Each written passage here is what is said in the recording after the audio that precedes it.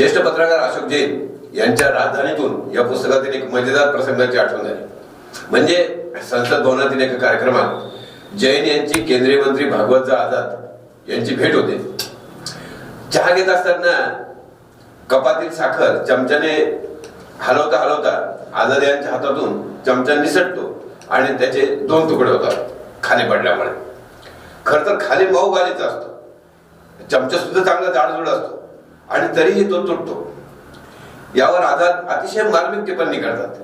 ते म्हणतात, अरे आझाद चमचा कसा काय तुटला बरं? चांगला जाडजूड होता. म्हणजे चमचे नेहमी जाडजूडच असतात, पण चमचे कधी तुटत नाही हो. कप फुटतात, पण चमचे अलगदपणे एका कपातून दुसऱ्या कपात जातात. हा किस्सा आठवला आणि नरहरी झिळवट डोळ्यासमोर उभे राहिले. उगाच तर मंडळी नमस्कार, मी राजेंद्र शहापूरकर आणि आपण पाहतात आधुनिक केसरी.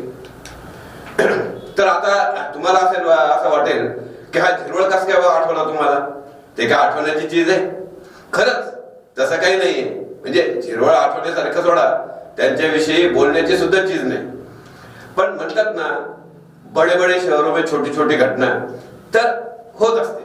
म्हणजे काल गुरुवारी बारामतीच्या अफाट जनसमुदायाच्या साक्षीने अजितदादांवर अंत्यसंस्कार सुरू होते. चिता पेटते ना पेटते, तोच नरहरी झिरवळांना हिरवळ दिसू लागली. आपला नंबर पहिला असला पाहिजे चमचेगिरी करण्यामध्ये. त्यांनी लगेच सुनेत्रा त्यांना उपमुख्यमंत्री करण्यात यावे अशी मागणी करून टाकली.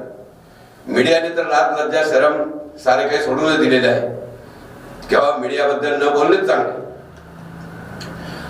बरं, मीडियाला सुद्धा हिरवळ यांच्या इतकीच म्हणजे हिरवळ यांच्या इतकी सुद्धा वाट पाहिली नाही त्या मीडियाने. तर त्यांचं लगेच केंद्रीय गृहमंत्री अमित शहा स्क्रीनवर की लगेच पोरांची वाट नाही की लगेच दादांचा पक्ष विलिनीकरण करायचं काय.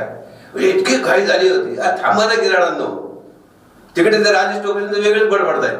त्यांना म्हणे 7:30 वाजताच अजितदादांची दुर्घटनेबद्दल समजले होते. अरे काय चालले? काल धार मोकळून रडणाऱ्या मंत्री आमदारांनी आता पक्षाचे काय होणार असे बाईट देणे सुरू केले. हे सारं जे काही चाललं ते खूप संतापजनक होतं. दादांचा आवाका फार मोठा होता. दादांकडे सहकार क्षेत्र, शैक्षणिक क्षेत्रातील महत्वाचे पद होते. त्याचं वाटप कसं करायचं ही चर्चा. अरे थांबा थोडं, चिता शांत होऊ द्या. आणि पवार कुटुंब घेतील ना निर्णय काय घ्यायचा तो. त्यांनाही काहीतरी वाटतच असेल ना. मीडियाची घाई समजू शकते हो, पण राष्ट्रवादीचे नेते घरी जाताना थांबून थांबून बाईट देत होते. अतिशय खेळसोना असा हा प्रकार चालला होता. दादा असते तर झाली असती हिंमत यांची. तर असं अजितदादांचा आवाका प्रचंड होता. लाखोचा जनसमुदाय 20-22 तास बसून राहतो. यातच त्यांचं अजितदादाचं आणि या जनतेचं बॉन्डिंग दिसतं. दादांच्या जाण्यामुळे, या अचानक जाण्यामुळे जी सहानुभूतीची लाट काल मला राज्यभर दिसली, त्याचे पडसाद 7 फेब्रुवारी रोजी होणाऱ्या जिल्हा परिषद आणि पंचायत समितीच्या निवडणुकीत निश्चित पडल्याशिवाय राहणार नाही असं वाटतं. म्हणजे आता या अजितदादांच्याच कालच्या अपघाती निधनाविषयी बोलायचं तर मला सगळ्यात आश्चर्य असं वाटलं की म्हणजे एवढा शरद पवारांसारख्या एवढ्या मोठ्या नेत्याला इतका मोठा या अजितदादांच्या निधनामुळे शॉक बसला. तर त्यांचं सांत्वन करण्यासाठी ईडी, त्यांच्या ते ईडी गठबंधन मधल्या एका पक्षाच्या एखाद्या नेत्याला वेळ मिळू नये, खरंच खूप खूप खूप आश्चर्यजनक वाटलं. म्हणजे एकीकडे केंद्रीय गृहमंत्री अमित शहा, गडकरी हे भाजपचे सगळे मोठमोठे लीडर दिसत होते. म्हणजे ते सांत्वन करत होते शरद पवारांचे.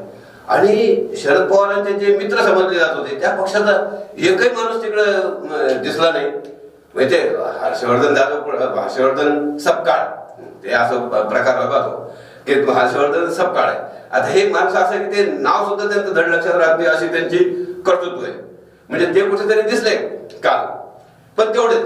म्हणजे खरं तर म्हणजे सोनिया गांधी तर सोडा म्हणा, पण राहुल गांधींनी यायला काही हरकत नव्हती. एखाद्या समाजवादी पक्ष अखिलेशने याला काही हे नव्हतं, यायला पाहिजे होतं. म्हणजे बिहारचे किंवा तुमचे त्या चेन्नईचे हे कोणीच दिसलं नाही यांचे गठबंधन मधले.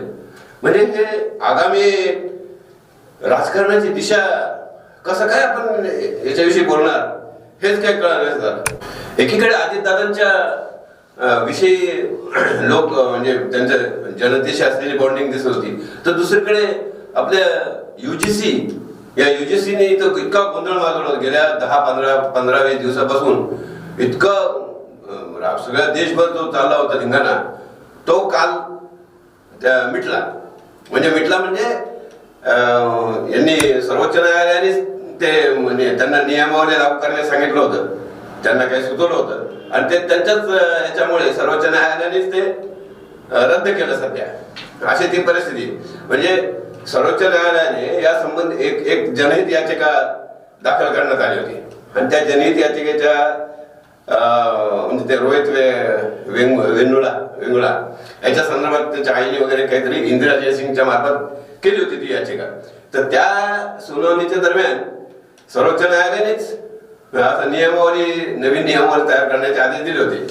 आता हे करताना म्हणजे जो शिक्षण मंत्री धर्मेंद्र प्रधान यांनी इतका काही गोंधळ घालून ठेवला की भाजपला या आगीत म्हणजे भाजप या आगीमध्ये कधी बसवू शकेल असं वाटण्यासारखी परिस्थिती निर्माण झाली होती. शेवटी सर्वोच्च न्यायालयानेच ही आपली चूक सुधारली असे आता म्हणावं लागेल. आता ही सुप्रीम कोर्टाची चूक सुप्रीम कोर्टाकडूनच ठीक करून घेण्यात सरकारला शहाणपण वाटले असावे. म्हणजे आता उत्तर प्रदेशमध्ये दलित आणि सवर्ण दोन्ही समाज भाजपचे मतदार ते नेहमी भाजपला मतदान करतात.